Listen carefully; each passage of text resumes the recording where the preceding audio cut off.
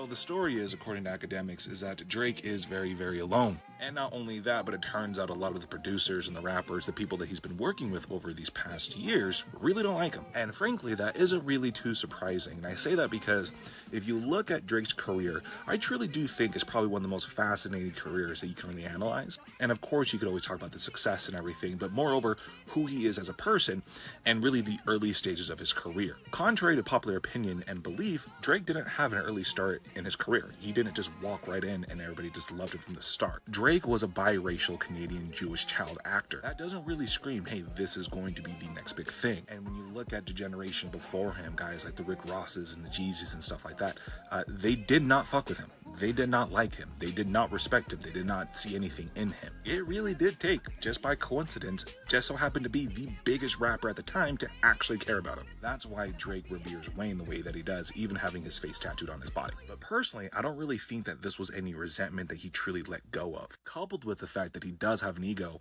he used that as a catalyst to catapult himself to becoming the biggest star. And boy, does he know what that comes with. When you are the biggest star, when you are a person where your features are so valuable that you literally can create entire fucking careers. They're known as stimulus packages. You hold a lot of weight and you hold a lot of sway. And Drake absolutely knew that. And if you listen to interviews or, read articles or inserts or anything like that from people that have worked with him or people that know him, he is more than willing to flex that power and that muscle, right?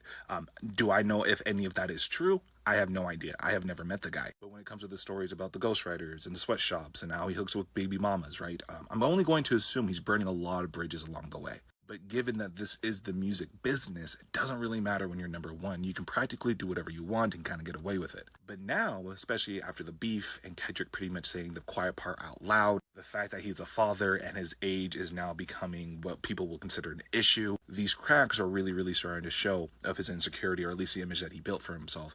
And if you look at my previous videos when I've talked about this beef, that's pretty much everything that Kendrick was doing, was just exposing these cracks of the quiet parts, right? The elephants in the room, things that people like us fans thought and what people backstage in the industry really thought as well. But the question now is, when people no longer consider him of any value, what happens, right? People will tolerate Drake as long as it benefits them. But right now, it doesn't really seem like that's the case.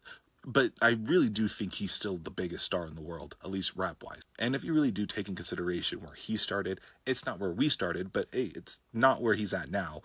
It's actually really, really impressive. It's still really impressive. But all I'm saying is, don't be surprised when you start to see more and more stories pop up.